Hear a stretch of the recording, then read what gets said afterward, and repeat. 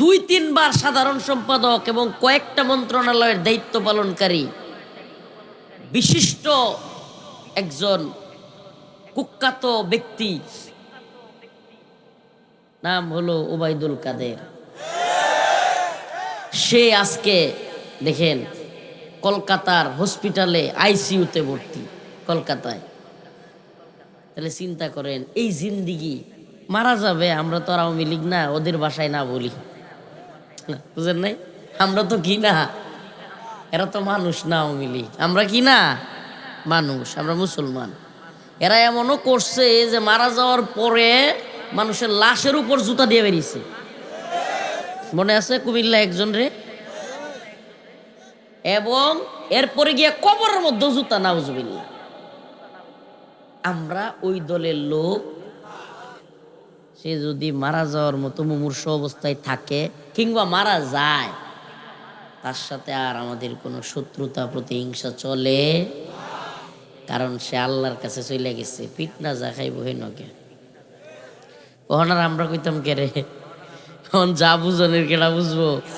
সুবহানাল্লাহি ওয়া বিহামদিহি, সুবহানাল্লাহি ওয়া বিহামদিহি। ফালা তাহসাবান্নাল্লাহা গাফিলান আম্মা ইয়ামালুজ জালিমুন। হে জালেম সম্প্রদায়, তোমরা কি মনে করো যে আমি আল্লাহ তোমাদের জুলুমের ব্যাপারে গাফেল? আল্লাহ পাক জালেমদের ব্যাপারে গাফেল না। যেই জুলুম করবে আল্লাহ তাকে অবশ্যই অবশ্যই একদিন না একদিন পাকড়াও করবে। হাদিসের মধ্যে আসছে, ইয়াউমুল আরাফার ময়দানে সকল হাজী সাহেব যারা কান্না করবে, চোখের পানি ছেড়ে দিবে, খাঁটি দিলে তওবা করবে, আল্লাহ সমস্ত তওবাকারীর তওবা কবুল করবে। 4 বারের প্রধানমন্ত্রী, 4 বারের দেশ থেকে পলাইছে। 3 বারের প্রধানমন্ত্রী প্রায় 1 মাসের উপরে বা দীর্ঘদিন হসপিটালে আইসিইউতে ভর্তি থেকে দুনিয়া ত্যাগ করছে। হ্যাঁ, আমরা 5 জন হুজুরি একজন একজনের মানতারি না। এই যে তারাপুরি ভাই শ্বাস করে চিল্লার মেরে রিক্সার বুট চাইলছে, যদি আরেকজন বিএনপির থাকতে হতো ধানের শেষ। কেমন রইল ইসলামিক মাহফিল? এই লেগে আমি না এটা চেষ্টা করি যে ইসলামিক প্রোগ্রামে, খেলাফত মজলিসের দলীয় প্রোগ্রামে গিয়া ইচ্ছা মতো রিক্সার বুট চাক, জামাতের ইয়ার মধ্যে গিয়া ইচ্ছা মতো দাড়িপাল্লার বুট চাক, বিএনপি গিয়া তাদের জনসমাবেশে ইচ্ছা মতো দানের শীষের বুট চাক। কিন্তু এই ওয়াজ মাহফিলগুলো যদি খালি একদিন আমরা রিক্সা করি আর কেউ দাড়িপাল্লা করে, বিএনপির যে অবস্থা সারা দেশে সব বৃক্ষ ওদের এই দানের শীষ হইব না, কইতো না। পরে কিন্তু দানের শেষ করলেই হুজুররা চিল্লে উঠবে, মাহফিলের মধ্যে রাজনীতি কথাবার্তা বুটসা সর্বনাশটা করছে। তো হেরাও তো কইব আমরাও বুটসাই, কথা কই না কে? এটা খুব খেয়াল রাখতে হবে। এটা মাদ্রাসায় এক মহিলা গিয়ে ঢুকে গেছে চুরি করতে। কি করতে? চুরি করতে ঢুকে গেছে, দরজা খোলা, সিসি ক্যামেরায় ধরা পড়ছে। তো এই মহিলারা পোলাবান তো বুঝেনি, পোলাবান তো পোলাবানি, ছাত্ররা সব ডিবিল্লা ধরছে। সুর সুর কইয়া, সুর তো না, এটা তো মহিলা হইলে সুন্নি, তো সুন্নিরে ধরছে। এখন আমাদের দেশের কালচার যেটা, আমাদের দেশের কালচার যেটা, যে সুরে ধরলেই মানুষে আগে কয়েকটা ফিডায় বা কিছু একটা করে। এখন এই মহিলারা দইরা বাঁধছে, বাইন দেয়া পোলা, মানে ঠান্ডার দিন মনে হচ্ছে মাইরিয়া টাইরা দরকার নাই, একটু ঠান্ডা পানি মেরে দিই, বড় শাস্তি। এই শীতের দিনও কোনো সুরের যদি আপনারা তো না চরের মধ্যে ইয়া আছে না, নদী আছে না কাছে, ব্রহ্মপুত্রের মধ্যে যদি খালি আধা ঘন্টা কখন যায় যে চুরি করলে চরও যদি কোনো সুর পাওয়া যায়, যে আধা ঘন্টা খালি, যদিও এটা ইসলামের শাস্তি না, ইসলামের শাস্তিটা পরে কইতেছি, যে আধা ঘন্টা খালি পানি চুবানি হইব, দেখবেন শীতের দিন আর জুড়ে জুড়ি হতো না, যদি খালি 1-2 জনের উপরে প্রয়োগ করা হয়। এখন পোলাপানে বুঝে নাই, মহিলা মানুষ, তার শাস্তিটা জনসম্মুখে এইভাবে বাইন্দা দেওয়াটা, কিন্তু পোলাপান করে ফেলছে, যেটা আমাদের দেশের কালচার হয়ে গেছে। এটা 1-2 দিনে কি হবে না, পরিবর্তন হবে না, এটাকে সময় লাগবে। এটা সময় লাগবে এমন সময় যখন মানুষ পুলিশকে বিশ্বাস করা শুরু করবে। বিশ্বাস করা শুরু করলে, এখন চোরের অবস্থা হইলো এমন যে পুলিশ এত বেশি অন্যান্য বিষয় নিয়ে, ঝামেলা নিয়ে, মারামারি এটা সেটা নিয়ে ব্যস্ত থাকে, বিভিন্ন বিষয় নিয়ে থানায়, যেটা সিসকে সুর দইরা সময় ব্যয় করার এদের আসলেই সময় থাকে না। পরে ফাঁসার দুটো লাত্তি মেরে ছেড়ে দেয়।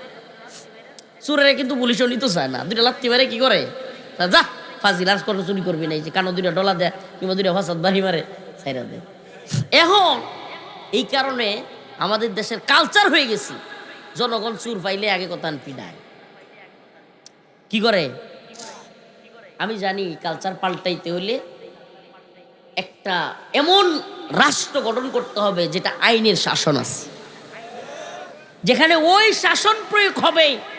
السارق والسارقة فاقطعوا أيديهما السارق والسارقة فاقطعوا أيديهما চোর এবং চোরনি যদি চুরি করে, কারো গচ্ছিত সম্পদ ঘর থেকে চুরি করে, পর্যাপ্ত পরিমাণ চুরি করলে তার শাস্তি হলো ফাকতাউ আইদিয়াহুমা, তার হাত কেটে দিতে হবে। আমারে বলেন না, একটা চুরের দুইটা যদি প্রকাশ্যে ভিডিও কইরা হাত কাইটা দেয়া হইতো, আমার মনে হয় ময়মনসিংহে আর একটা চুরও থাকতো। চুরেরা জানে জেল কিছুই না, চুরে জানে মামলা কিছুই না, যেগুলো চুরি করে এগুলা বুঝে যে 2 লাখ টাকার চুরি করছি, 50,000 টাকা জামিন করে এলাম, কয়েকদিন খাটমু, 1.5 লাখ টাকা খামু। এই জেল দিয়া চুরি আটকাইতে পারবেন না। একটু আগেও এক প্রোগ্রামে এই কথাটা বলে আসলাম। আমার সাথে পাশের রুমে একটা ছিল কারাগারে, এটা নিয়ে আটকায় রাখছে, এটা চরিত্রের একটু বড় টাইপের আর কি, এটা আটকায় রাখছে। উমা এটা হেন গিয়া আমার রুমের পাশে এমন বিরক্তি করে, যে লেগেছি প্রথম এত কিছু তো বুঝি না, করি না, হাইরে রাত্রে ঘুমাইছি, হঠাৎ করে আমারটা বিড়ি দে, আমারটা বিড়ি দে, আমারটা বিড়ি দে, ওইটা কি চিল্লাইতেছে আমারটা বিড়ি দে। আর আমি কইছি কিসে কিসে কিসে, আমার লোকে কথা কয় না, কারারক্ষীরে কয় কারারক্ষী আমারটা বিড়ি দে।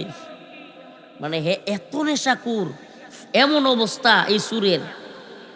পরে দেখি যে দিনের বেলায় আমরা যেই রুমে রাখে আমাদেরকে কারাগারে, এটার সামনে দেয় একটা যায় 50, 60টা 30, 40টা এরকম ঠুকায়া ঠুকায়া মানুষে খায়া ভালাই তুইছে না, যেন কিন্তু খায়া ভালাই তুইছে, একটু একটু করে তাই ব্যক্তি জমা করে একটার পর একটা খাইতেছে, একটার পর একটা খাইতেছে। এখন হ্যাঁ লয়ে গেছে হসপিটালও, কারাগারে হসপিটাল আছে, হ্যাঁ নানার একটা হসপিটালে নিছে। হসপিটালে 2-3 দিন পরে হঠাৎ করে কারারক্ষীদের প্রধান সুবেদার শরীফুল কাশিমপুরে আরো কারারক্ষীরা দৌড়ে আসছে কারাগারে, খুব তল্লাশি চলতেছে। কিরে সবার রুমে রুমে তল্লাশি চলতেছে, কাহিনী কি হয়েছে? হসপিটালে ডাক্তারদের কেচি, তারপরে ডাক্তারদের আরো কিছু গুরুত্বপূর্ণ জিনিসপত্র, মশারি ঘুমানোর, তারপরে হইলো ওই যে সিসি ক্যামেরার তার, এগুলা পাওয়া যাচ্ছে না। সবার রুমে চেক করতেছে, এর রুম আয় পাইছে। আমি পরে কইলাম কারারক্ষীরা রে, কিও ভাই, বাইরে চুরি করলে ভিতরে আনবেন, এনে যে চুরি করলে কই নিবেন? সুবহানাল্লাহ।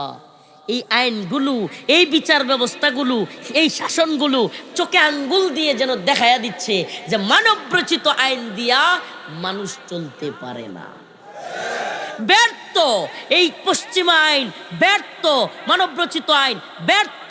10 মাস 12 মাস কারাগারে, 26 দিন 1 মাস রিমান্ডে, এরপরে আদালতে বিচারকের সামনে পিপি ডাক দিয়ে জিগায়, হুজুর আপনি বলেন দোষী না নির্দোষ? এই যে আব্দুল্লাহ ভাই আছে, চার্জশিট দেওয়ার দিন জিগায়, কি কয় গেছে নাকি লোক বিদায় লিয়েছে আমার কাছ থেকে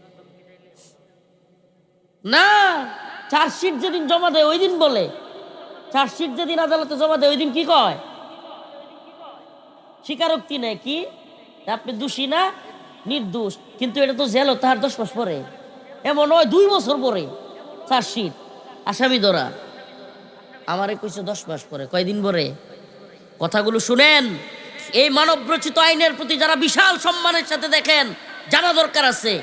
10 মাস পরে আমারে কাশিমপুর কারাগার থেকে সদরঘাট হাজিরা দিতে নিয়ে গেছে। পিপি জিজ্ঞেস করতেছে, আমি তখন এগুলো জানতাম না। কই হুজুর আপনি দোষী না নির্দোষ? আমি কইটা কইলোটা কি, এইটা কি কইলো?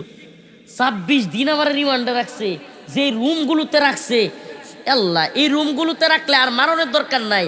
আমার তেজগাঁও থানার যেই রুমে 5 দিন রাখছে, এই রুমে 5 দিন থাকাটাই আমার জন্য জীবনের সবচাইতে বড় রিমান্ড।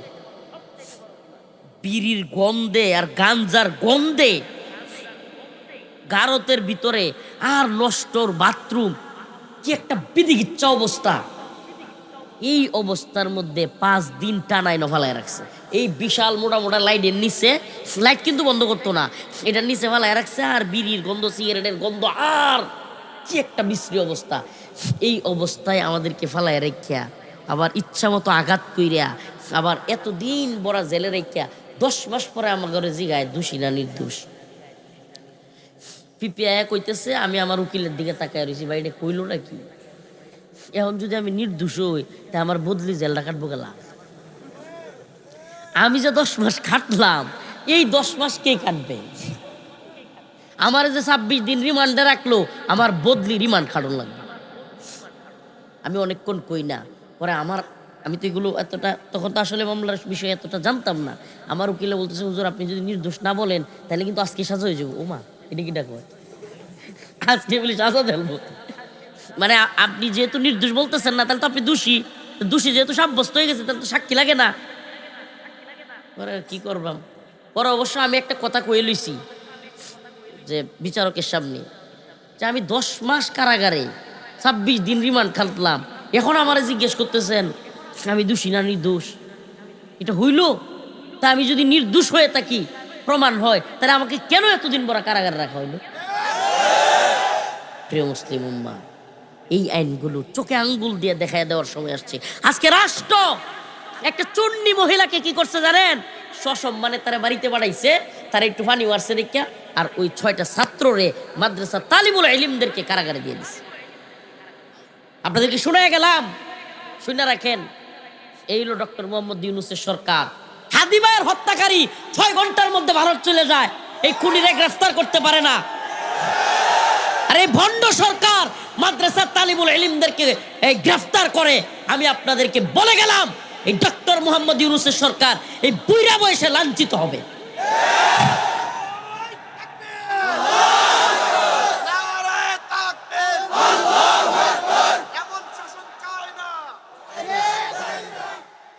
কোরআনের শাসন ছাড়া, ইসলামের শাসন ছাড়া এই শয়তানি চলতেই থাকবে।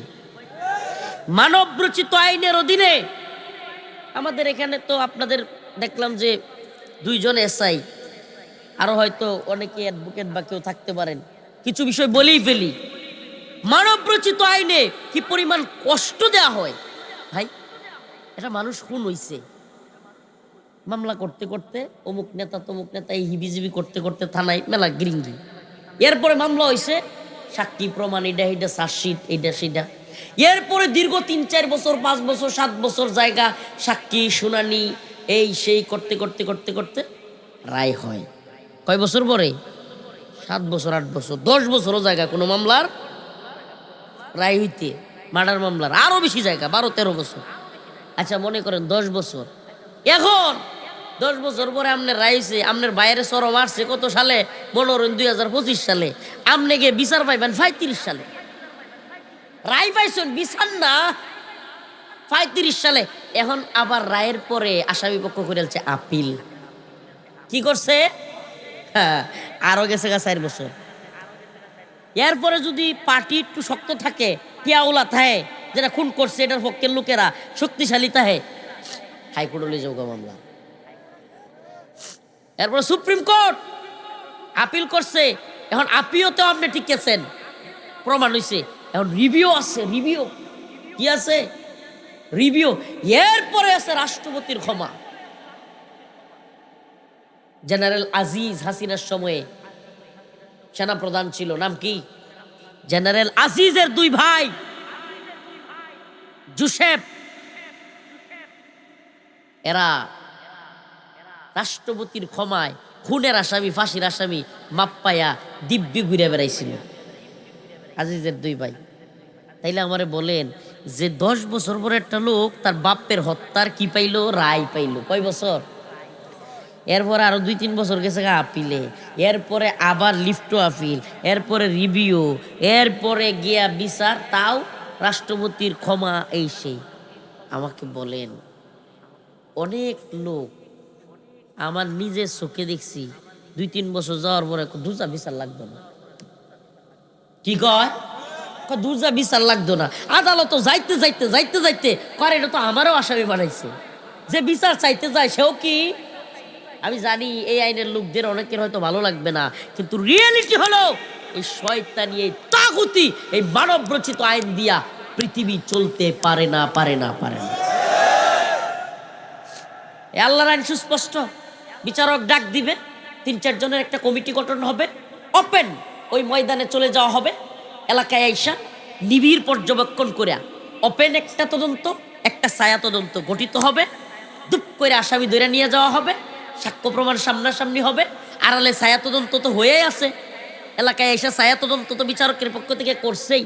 1 সপ্তাহের ভিতরে দাপা দাপ, একজনকে তুমি মারছো, তোমারও কল্লা শেষ। বলেন সমাজে খুন থাকতো? খুন থাকতো? চুরি থাকতো? এখন আল্লাহর আইন গুলুরে এই শয়তান, এই পাগলের দল আইন করছে আল্লাহর আইন গুলুরে বাদ দিয়া। আর এইটি আমাদের দেশের নেতারা, আমাদের দেশের রাজনৈতিক দল, আমাদের দেশের সরকার এইগুলোরে মানতে তাদের ভালো লাগে, খালি ওয়েস্ট ওয়েস্ট ওয়েস্ট এগুলা করে। পশ্চিম পশ্চিম তাদের ভালো লাগে, উন্নত বিশ্ব উন্নত বিশ্ব। কত বড় উন্নত বিশ্ব! একটা স্বাধীন দেশের রাষ্ট্রপ্রধান রে হুট করে মন চাইছে, পাগলের বাচ্চা পাগল। আমাকে বলেন, এটা কোনো কথা হইল? 2025 সালে এসা একটা বিশ্ব, এটা কোনো সভ্য সমাজ হইতে পারে?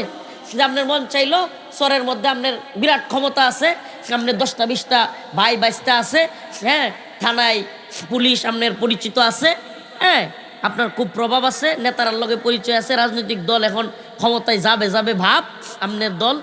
এখন আপনার মন চাইলো একজনের বাড়িতে লোক ধরে লয়ে আসছে, এটা হইল সভ্য সমাজ? এটা চলে? ডোনাল্ড ট্রাম্প যেটা করছে, ভেনেজুয়েলার প্রেসিডেন্টের কাছে লয়ে আসছে। এখন আমেরিকার ক্ষমতা আছে, আয় আফগানিস্তানও পাঁচারা লাল করে সারিয়ে দিব একবারে, আয় ধরে নিতে। এখন ট্রাম্প ধরে নিছে, উরি বাবা, দেখলাম মিডিয়া, এই যে পশ্চিমাদের, মানে এদের শয়তানি দেখলে মনে হয় কুত্তাও হাসে, শয়তানের বাচ্চারা। মানে মিডিয়া কইতেছে ডেল্টা ফোর্স নামের ট্রাম্পের স্পেশাল বাহিনী, মানে বাজে নিউজ করেই না। আমাদের দেশের সরকার সহ পাকিস্তানের সরকার, আরো কোন সরকার দেখবেন যে ডোনাল্ড ট্রাম্প কিংবা আমেরিকার বিষয়ে একটা নিন্দাও জানায় নাই, জানাবে না। এরা এত গোলাম কেমনে জানাইবো? এরা তো সব কি গোলাম। এখন কি করছে? ডেল্টা ফোর্সের প্রশংসা করতেছে। কি ফোর্স? আমেরিকার ডেল্টা ফোর্স। এটা ডেল্টা ফোর্স আমারে কিছু লোক খালি গুলি চালাই তারে দিন, যে এটি বয়ে পানি খায়ালবো। মুসলমানদের সামনে এরা তো বাচ্চাও না। এগুলা আফগানিস্তানে এসে, শুনেন না, আপনাদেরকে মজার তথ্য দেই, আফগানিস্তানে আইছিল আমেরিকানরা যুদ্ধ করতো, বুঝছেন? এটি খালি উফরেতে ওই বিমান থেকে বয়ে বয়ে বোমা মারে, তালেবানরা সামনাসামনি আয়া নামে না নিচে। বাস্তবতা, তালেবানদের সামনে 1 to 1 যুদ্ধ করবার মতো আমেরিকা কেন? পুরা পৃথিবীতে কোন কাফের মায়ের বুকের পাটা নাই। কাফের মুশরিকেরা মুসলিমদেরকে 1 to 1 সামনাসামনি যুদ্ধ করবে। ইমানি শক্তির কাছে এরা বাচ্চা, ইমানি শক্তিদের কাছে বাচ্চা। এরা হইলো খায়াসাতের জন্য বাঁচে, টেহার জন্য বাঁচে। ভেনেজুয়েলার ওই প্রেসিডেন্টের আশপাশ কিনেলছে ডলার দিয়া, এগুলাও গোয়েন্দা সংস্থা ভেনেজুয়েলার বাটপারি করছে, নিজেদের প্রেসিডেন্টে তুলে দিয়ে দিছে। কথা বুঝেন নাই? আমগো দেশে আপনি কি মনে করছেন? আমগো দেশে যদি ভারত তুলে লইয়ে জায়গা হাসা হাসা, পশ্চিমাদের চাপ আছে, পাশে আফগানিস্তান আছে, চীন আছে, পাকিস্তান আছে, এই জন্য তুলে নিবে না। কিন্তু ভারত যদি তুলে নেগা, এই দেশের অনেক গোয়েন্দা সংস্থা করবো, ঠিক আছে ইনুস্কাক করে আমরাই বলে দিতেছি, নিয়ে যান। কি মনে করছেন? এগুলো সব পেট আর পকেটের দান্দাবাজ। আমাদের দেশের এই অনেক বাহিনীতে এরা দেশত্ববোধ, দেশের প্রতি ভালোবাসা, ইমানের প্রতি, দ্বীনের প্রতি কিছু নাই এদের। এরা টাকার জন্য এরা পার হয়ে যাবে, এরা চাকরি করে টাকার জন্য, এরা টাকা নিয়ে ভারত চলে যাবে, কানাডা চলে যাবে, চিন্তা করবে দূর আমার কি। প্রিয় ভাইরা আমার, বন্ধুগণ, কিন্তু মুসলিম উম্মার সিংহ শার্দুলদের কাছে এরা বাচ্চা। সিরাজউদ্দিন হক্কানির কাছে, আল্লামা মুল্লা হাইবাতুল্লাহ আকুনজাদার কাছে, মুল্লা ইয়াকুব উসমানীর কাছে এরা বাচ্চা। সুবহানাল্লাহ। বাগরাম গাঠি দখল করবার খুব চিল্লাপাল্লা করছিল ট্রাম্প, ডোনাল্ড ট্রাম্প খুব চিল্লাপাল্লা করছিল আফগানিস্তানের নতুন করে বাগরাম গাঠি দখল করবে।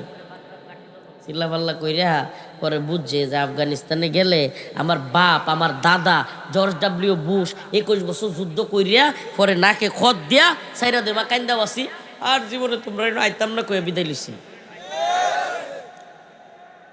প্রিয় ভাইরা আমার, বন্ধুগণ আমার, কথাগুলো কেন বলছি? এজন্য বলছি যে আমাদের এই তথাকথিত সরকারগুলো গোলামিতে আবদ্ধ হয়ে আছে। কিন্তু আমরা কার গোলামি করি? বলেন, আমরা কার গোলামি করি? সফলতাও এটার মধ্যেই। কার গোলামির মধ্যে সফলতা? আল্লাহর গোলামির মধ্যে সফলতা। قد أفلح المؤمنون الذين هم في صلاتهم خاشعون। আল্লাহ রাব্বুল আলামিন বলেন, নিশ্চয়ই মুমিনরা সফল। কারা? নিশ্চয়ই মুমিনরা সফল। আল্লাযীনা হুম ফি সালাতিহিম খাশিউন ওয়াল্লাযীনা হুম আনিল লাগবি মুরিদুন। ওই মুমিনরা সফল যারা খুশু খুজুর সাথে নামাজ পড়ে। কি পড়ে?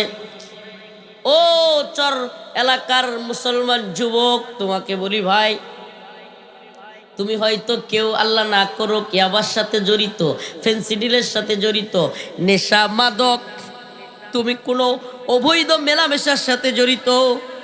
ভাই তোমাকে বলছি, প্রিয় ভাই, এগুলা তোমার কাজ নয়। তুমি মুমিন বান্দা, তুমি যুবক, তোমাকে অবশ্যই খুশু খুজুর সাথে নামাজ পড়তে হবে। তুমি ইমানদার যুবক, তোমাকে অবশ্যই আল্লাহর সামনে দাঁড়াইতে হবে। এজন্য পায়ে হাত ধরে বলি, যদি জীবনে সফলতা চাও, আল্লাহর পায়ে সিজদা দাও। আল্লাহ তাআলা আমাদের সবাইকে খুশু খুজুর সাথে নামাজ আদায় করার তৌফিক দান করুক। আরো জোরে বলেন আমিন।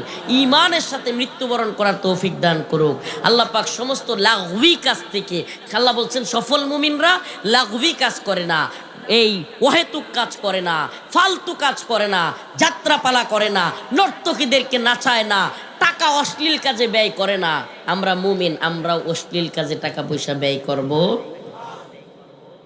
আল্লাহর জমিনে আমরা আল্লাহর আইন চাই, আল্লাহর বিধান প্রতিষ্ঠিত হোক এটা চাই। আল্লাহর জমিনে ঈমান নিয়ে মৃত্যুবরণ করতে চাই। পৃথিবীর কোনো তাগুতের গোলামি করতে চাই না, একমাত্র আল্লাহর গোলামি করতে চাই। চোখের পানি ছেড়ে দিলে ইয়াউমুল আরাফার ময়দানে ওই চোখের পানি ছেড়ে দেওয়ার সাথে সাথে আল্লাহ পাক বলেন, যেই বান্দা হজ করতে আইসা ইয়াউমুল আরাফার ময়দানে কান্না করবে, চোখের পানি ছেড়ে দিবে, আমি তাকে মাফ করে দিব। ইল্লা জালেম, জালেমকে আল্লাহ ক্ষমা করবেন না। চিন্তা করছেন? তাহলে আমরা কি কেউ কারো উপরে জুলুম করব? চরের ক্ষেত্রে একটু বেল লাগলে লাড়িলে দৌড় দিব? কারো মাথায় বাড়ি দিব? বেড়ায় এদিক তো খুব বালা ভারেন আপনারা, কেমনি করুন না। এই দুনিয়ায় বাবা থাকার জায়গা না, এই দুনিয়া ক্ষমতার জায়গা না, এই দুনিয়া দাম্ভিকতা দেখানোর জায়গা না। খুব ভালো লাগছে আপনাদের প্রোগ্রামে এসে, একটা বাস্তবতা বলি, একেবারে খেটে খাওয়া মানুষ সব মনে হইতেছে আমার। এই যে আমি বসছি এখানে, বসলেই বোঝা যায় যে এই মানুষগুলো একবারে গ্রামের মানুষ, সহজ সরল মানুষ, খেটে খাওয়া মানুষ। যে কেউ এই ভিডিও এই চেহারাগুলো দেখলেই বুঝবে। অনেক প্রোগ্রামে যাবেন, অনেক স্টাইলিশ, এই সেই অনেক কিছু, কিন্তু এই যে আপনার এই সরলতা, এই যে গ্রামীণ মানুষ, আপনি কি জানেন যে আপনাকে একটা জিনিস বোঝানো হয়েছে? আমাদের সমাজ এমনভাবে বুঝাইছে যে কেউ আমার বড় চাকরি করলে লাখ টাকার বেতনের সে সফল, কেউ যদি কোটি টাকা দামের বাড়ি করতারে তাইলে সফল, ময়মনসিংহে যদি একটা বিল্ডিং করতারে তাইলে সফল, ময়মনসিংহ শহর যদি কেউ একটু জায়গা থাকে তাইলে হ্যাঁ সফল, পোলাহান দুইটারে যদি বিদেশ পাঠায় দিতে পারে, হ্যাঁ পোলাহে নবইয়া কান্দে, বউ বাড়িত বইয়া কান্দে, তবুও সফল। সব এটি হলো আমরা দুনিয়ার মানুষের সফলতা সিস্টেম, বউ কইবে কান্দে বাড়ির, আর বুলাডা এরপরও হিটিয়া বা এমন হতেছে বিরাট সফল। আল্লাহ পাক বলতেছেন না, এই দুনিয়ায় লক্ষ টাকার চাকরি, কোটি টাকার বাড়ি কিংবা গাড়ি কিংবা সন্তানদেরকে বিদেশে পাঠানো, সুন্দরী নারী বিয়ে করানো, এগুলা সফলতা নয়। আমার আল্লাহ বলেন ফামা যুহজিহা আনিন নার ওয়া উদখিলাল জান্নাতা ফাকাদ ফাজ ওয়া মাল হায়াতুদ দুনিয়া ইল্লা মাতাউল গুরুর।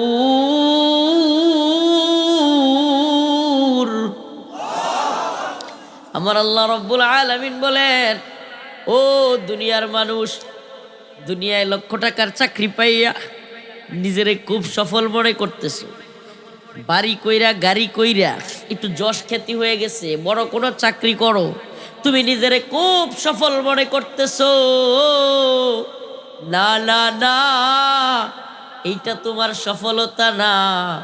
তোমার চূড়ান্ত সফলতা হলো ফামান যুহজিহা আনিন নার, যেদিন তুমি জাহান্নামের আগুন থেকে মুক্তি পাবে, ওয়া উদখিলাল জান্নাতা ফাকাদ ফাজ, এবং আল্লাহর জান্নাতে প্রবেশ করতে পারবে, সেই দিন তুমি চূড়ান্তভাবে সফল।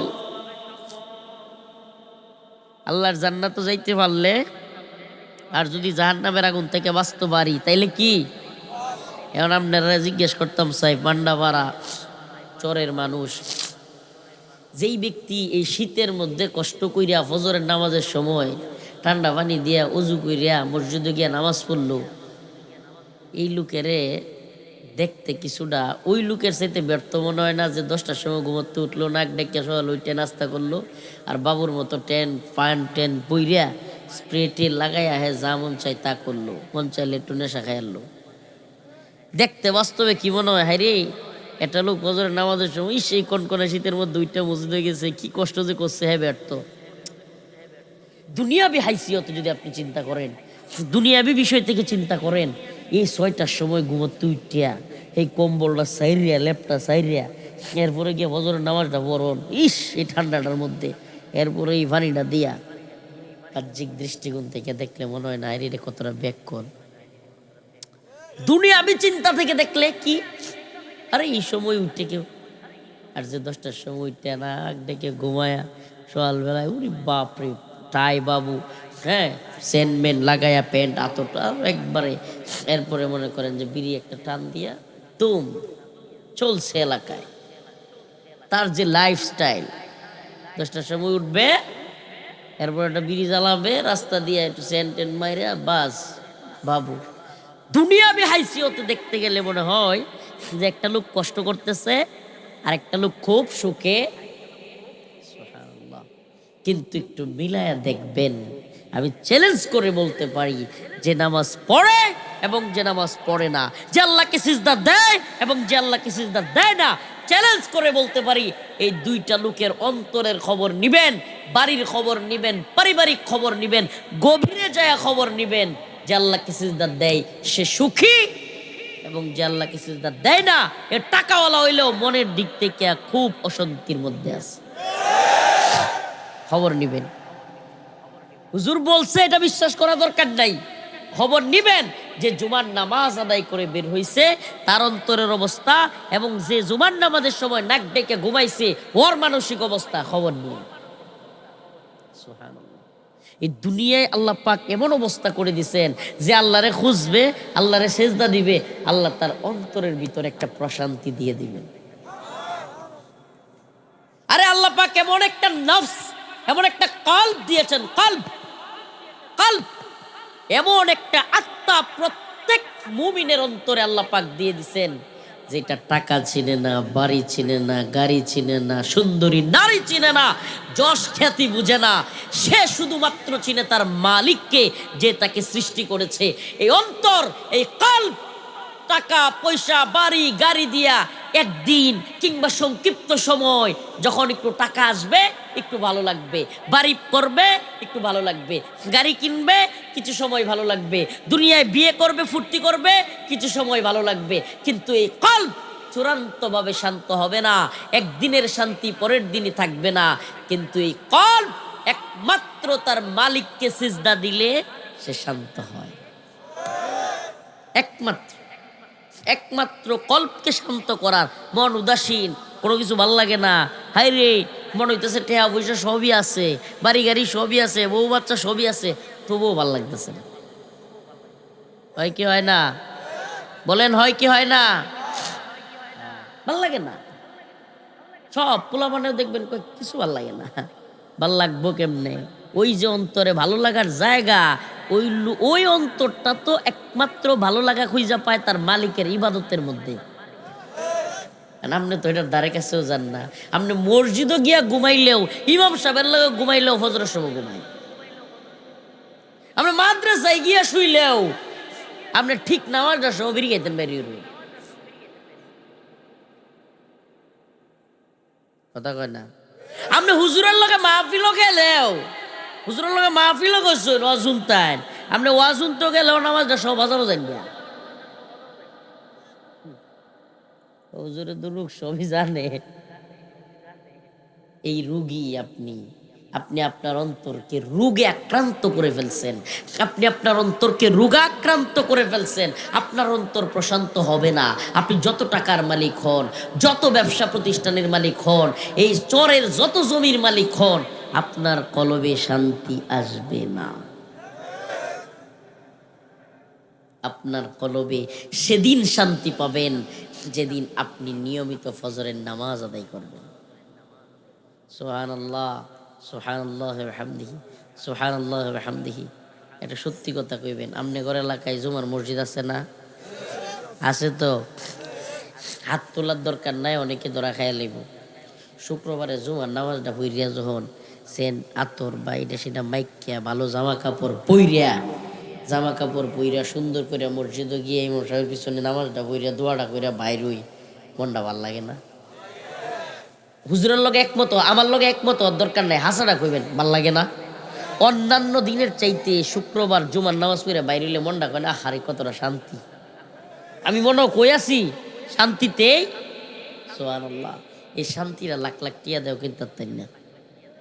জেলখানায় আমার এক ভাই, ফরিদপুরের এক ভাই, একটা গল্প কইতেছে। আমি বইলা বুঝতে পারছি না, আপনারাও বুঝতে পারতেন না মনে হয়। কইতেছে, হুজুর আচ্ছা মনে করুন এক লোক বিশাল ক্ষমতার মালিক। কিসের মালিক? বিশাল ক্ষমতার মালিক। এমন ক্ষমতা যে উপমহাদেশের মধ্যে কয়েকজন লিস্টের ক্ষমতা, এশিয়া মহাদেশের মধ্যে যদি ধরন যায় একজন, এরকম ক্ষমতাসীন একজন মানুষ, যার মাত্র একটা ছেলে একটা মেয়ে। কয়টা ছেলে কয়টা মেয়ে?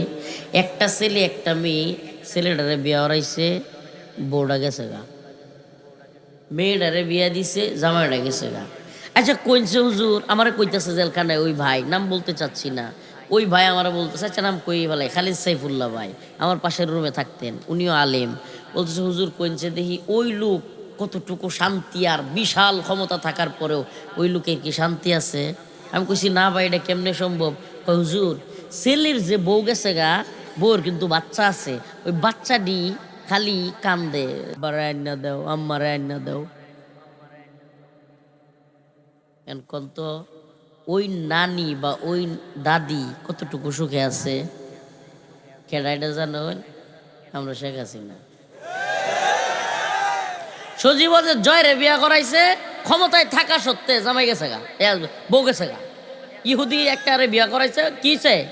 বউ গেছে গা। এই মিথ্যা কথা কইতেছি না, বাস্তব কথা কইতেছি। মাইয়ারে বিয়া দিছে, জামাই গেছে গা।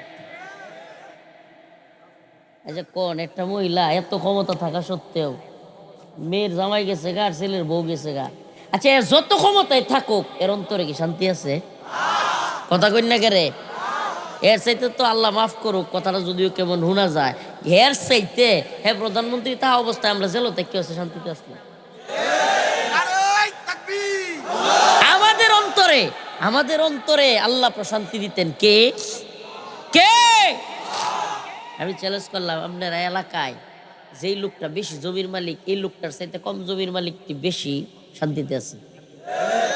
মিলাই দেন যে কই আর কথা না। আর যদি মিলাই না পারো ময়মনসিংহ শহরের কিংবা ঢাকা শহরের বড় লোকটির বারাত দিয়ে দেখবেন হাই রে বাপরে এটি রোগের অভাব নাই আর এটা খাইতে পারতো না এটা খাইতে পারতো না। চিংড়ি খাওয়া যাবে না অ্যালার্জি, গরু খাওয়া যাবে না অ্যালার্জি, এটা খাওয়া যাবে না ডায়াবেটিস।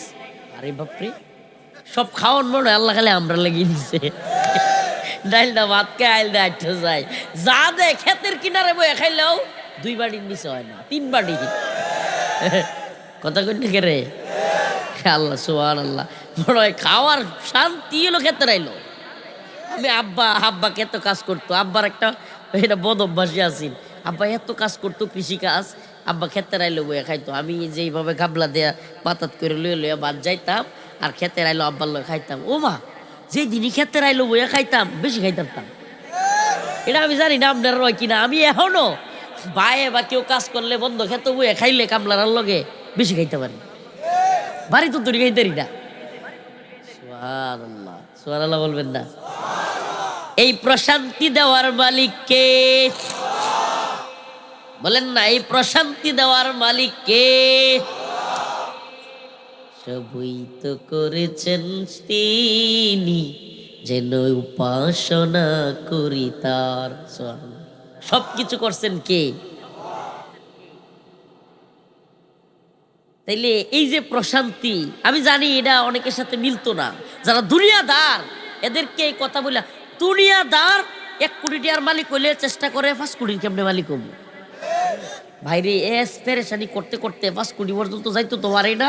3 কোটির সময়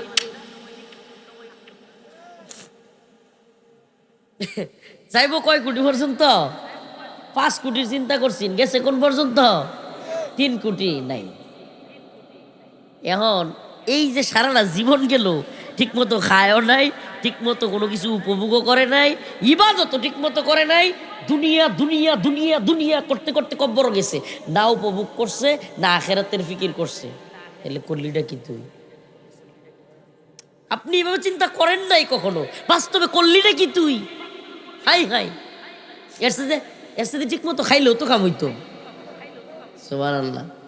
ফামান যুহজিহা আনিন নার ওয়া উদখিলাল জান্নাতা ফাকাদ ফাজ ওয়া মাল হায়াতুদ দুনিয়া ইল্লা মাতাউল গুরুর।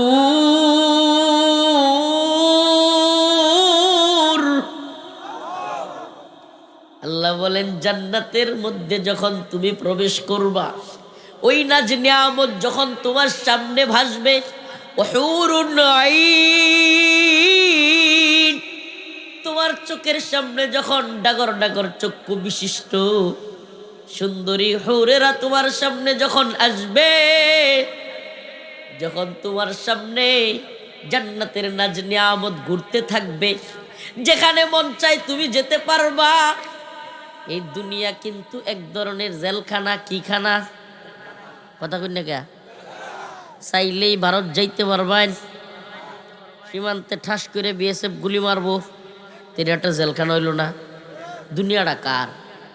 কথা কয় না? ভিসা লাগতো কে? এটা কখনো চিন্তা করছেন এইভাবে? পাসপোর্ট লাগতো কে? দুনিয়া সব আল্লাহ, পাসপোর্ট লাগতো কে? আপনারা তো এইভাবে চিন্তা করেন নাই। আসলে এই রাষ্ট্রীয় সিস্টেম, এই তথাকথিত প্রথা তো আমাদের দুনিয়াদারদের সৃষ্টি করা। আলাদা আলাদা রাষ্ট্র বানাইছে যাতে একজন আর একজনের মানতারে না, তো বুঝেন না প্রিয় ভাইরা আমার? এই দুনিয়ার হাকিকত বড় আজীব হাকিকত। কষ্ট পাচ্ছেন? আমি একবারে কথার মতো করে আমি আপনাদেরকে বুঝিয়ে দিচ্ছি। আজীব এক হাকিকত। আমাদেরকে আখেরাত মুখী হইতে হবে। এই দুনিয়া, এই গণতন্ত্র, এই সেকুলার সিস্টেম দিয়া আমাদের কোনো পরিবর্তন আসবে না। কি হবে না? কোনো পরিবর্তন আসবে না। সারে দুনিয়ায় এই সেকুলার সিস্টেম আমাদের যে কোনো পরিবর্তন আনতে পারবে না, এই গণতন্ত্র যে আমাদের কোনো পরিবর্তন আনতে পারবে না। এটা ছোট্ট 2টা উদাহরণ দিই, আপনারা বুঝতে পারবেন। হাসিনার আমলে আলেমরা জেলও যাইতো, ঠিক কি ঠিক না? এই ডাক্তার মোহাম্মদ ইউনূসের আমলে প্রথম আলো কে বা কারা ভাঙচুর করছে, হুজুররা কয়েকজনে প্রথম আলোর একটু সমালোচনা করছে ফেসবুকে, হুজুর 2 জনের গ্রেফতার করে লাইছে। আপনি কোন এই 2000 ছাত্রের জীবনের বিনিময়ে কি পরিবর্তন আমরা পাইছি? হাসিনা হুজুরারে গ্রেফতার করতো, ইউনূসেও করে, এই নি পরিবর্তন? কথা বলেন না, এটা কোনো পরিবর্তন হইল? আমরা জেল খাটলাম, রিমান্ডে গেলাম, আন্দোলন করলাম, এত নির্যাতন নিপীড়নের শিকার হইলাম, এখন আবার আলেমদেরকে গ্রেফতার করা শুরু করছে।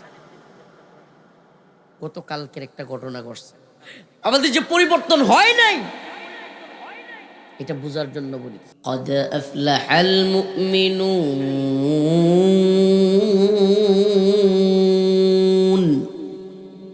الذين هم في صلاتهم خاشعون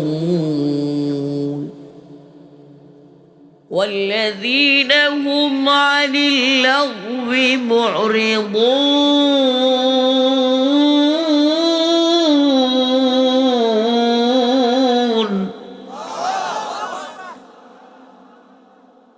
والذين هم للزكاة فاعلون والذين هم لفروجهم حافظون إلا على أزواجهم أو ما ملكت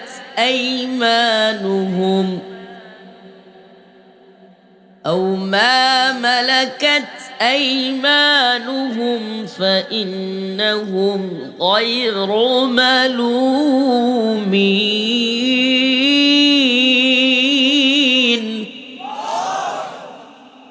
فمن ابتغى وراء ذلك فأولئك هم العادون صدق الله مولانا العظيم وصدق رسوله النبي الكريم ونحن على ذلك من الشاهدين والشاكرين والحمد لله رب العالمين সকলে একটু দরুদ শরীফ পড়ুন। আল্লাহুম্মা সাল্লি আলা মুহাম্মাদ ওয়া আলা আলি মুহাম্মাদ কামা সাল্লাইতা আলা ইব্রাহিম ওয়া আলা আলি ইব্রাহিম ইন্নাকা হামিদুম মাজিদ। আল্লাহুম্মা বারিক আলা মুহাম্মাদ ওয়া আলা আলি মুহাম্মাদ কামা বারাকতা আলা ইব্রাহিম وعلى آل إبراهيم إنك حميد مجيد।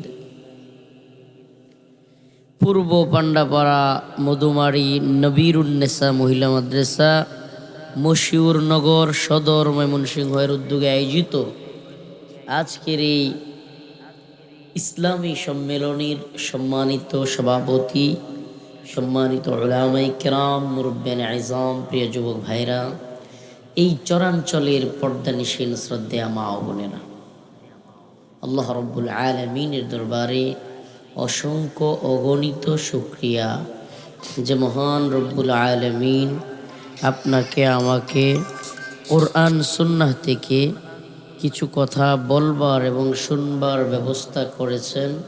সেজন্য অন্তরের অন্তঃস্থল থেকে কালিমাতুশ শুকুর আদায় করে স্বতঃস্ফূর্ত আওয়াজ করে বলি আলহামদুলিল্লাহ। আসতে একটু দেরি হওয়ায় আপনারা কি রাগ করছেন? কষ্ট পাইছেন? আমি আবার বলছি প্রিয় ভাই, আমি সদর মনে করে, ময়মনসিংহ প্রপারে মনে করে টেনশন করি নাই। আমার শ্বশুর এখনও ময়মনসিংহে আমার জন্য অপেক্ষায় আছে, ওনার হাত ভেঙে গেছে, নিয়ে যাব ওনাকে বাড়িতে। তো এই জন্য দেরি হয়েছে, দুঃখ প্রকাশ করছি। বাকি আপনারা চরাঞ্চলের মানুষ, আজকে কিছু ব্যতিক্রম কথা বলে যায়।